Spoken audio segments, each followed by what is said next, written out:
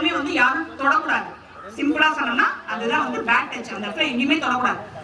So கணத்துல கிள்னாங்க, கையில கிள்னாங்க, இதெல்லாம் வந்தாங்கன்னா இது ஓகே, சரி பரவாயில்ல, நல்ல பொண்ணு, இது ஏதாவது ஒன்று சொல்லுவாங்க. பட் உடம்புல வேற எங்கன்னா டச் பண்ணாங்கன்னா நீங்க உடனே உங்க அம்மா கிட்ட சொல்லணும், இல்லை உங்க டீச்சர் கிட்ட சொல்லணும்.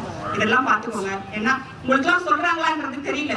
நான் நீங்க எல்லாருமே வந்து வீட்டுல இருப்பீங்க, உங்க வீட்டுல இருக்கவங்க வேலைக்கு 100 நாள் வேலை திட்டத்துக்குன்னு போயிடுவாங்க, வேற ஏதாவது ஒரு வயலுக்கு போயிடுவாங்க. அப்ப நீங்க மட்டும்தான் இருப்பீங்க. பெரும்பாலும் வந்து இந்த அபியூஸ் எங்க நடக்குது அப்படின்னு பாத்தீங்கன்னா தெரிஞ்சவங்களாலதான் நடக்குது. நம்ம வீட்டுக்கு பக்கத்துல இருக்கிற தாத்தாவா இருப்பாரு, பெரியப்பாவா இருப்பாங்க, யாரோ நமக்கு தெரிஞ்சவங்க தான் என்ன பண்ணாங்க, அந்த குழந்தைய கொடுத்து சாக்லேட் கொடுக்குறேன், இதை பண்றேன், அதை பண்றேன்ட்டு அந்த பெண் பிள்ளைகள் வந்து நிறைய அபியூஸ் பண்றாங்க. சரி, இதை எல்லாருக்குமே சொல்லி கொடுங்க பசங்களுக்கு. இந்த மாதிரி ஒன்னா வரும்போது அவங்களுக்கு சொல்லி கொடுக்கலாம். எனக்கு இது சொல்லணும்னு தோணுச்சு இந்த இடத்துல, அதனால சொல்றேன் நான்.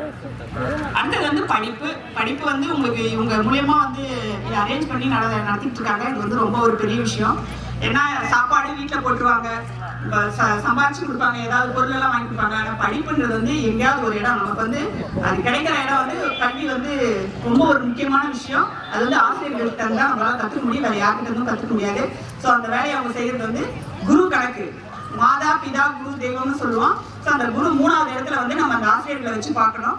ஸோ அந்த மாதிரி வந்து உங்களுக்கு கிடைக்கிற வாய்ப்பை வந்து நல்லா பயன்படுத்திக்கிட்டு முன்னேறதுக்கு முயற்சி பண்ணுங்க. உங்களுக்குலாம் நிறைய வந்து ஆப்பர்ச்சுனிட்டிஸ் இருக்கு. நம்ம வந்து ஒரு இந்த எஸ்சி எஸ்டி இல்லை இருளர்ஸ் இப்படி ஏதோ ஒரு கேட்டகரியில இருக்கிறோம்.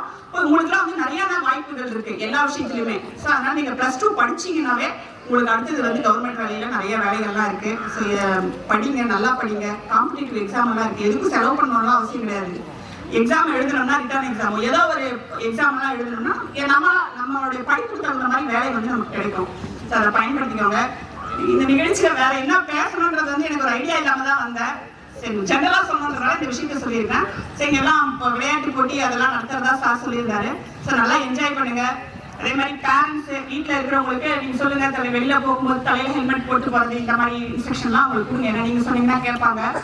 அதெல்லாம் போட்டு போனா ஏதாவது ஆக்சிடென்ட் ஆனா கூட உங்களுக்கு இன்சூரன்ஸ் எல்லாம் கிடைக்கும். நிறைய வந்து காசெல்லாம் கிடைக்குது. இப்ப ஒரு இது அடிபட்டுச்சு, ஒரு வண்டியில ஆக்சிடென்ட் ஆச்சுன்னா அதுக்கு வந்து தொகையெல்லாம் வந்து அதிகமா இருக்கு பண்ணிருக்காங்க. அப்ப அதுக்கு எல்லாமே டாக்குமெண்ட் எல்லாம் வச்சுக்கணும். நீங்களாம் சொல்லுங்க, அப்பா டிரைவிங் லைசன்ஸ் வச்சுக்கியா, தலையில ஹெல்மெட் போட்டு போ அப்படின்லாம் சொல்லுங்க உங்க பேரண்ட்ஸ்க்கு. சரி, கேட்டீங்களா? நான் சொன்னது எல்லாமே புரிஞ்சுதா? ரைட்டு. இவ்வளவு நேரம் வந்து பொறுமையா கேட்டீங்க. இன்னும் நிறைய நிகழ்ச்சி எல்லாம் இருக்குன்னு சொல்லியிருக்காங்க. டயர்ட் ஆயிடுவீங்க. நான் என்னுடைய உரையை முடிச்சுக்கிறேன். நன்றி, வணக்கம்.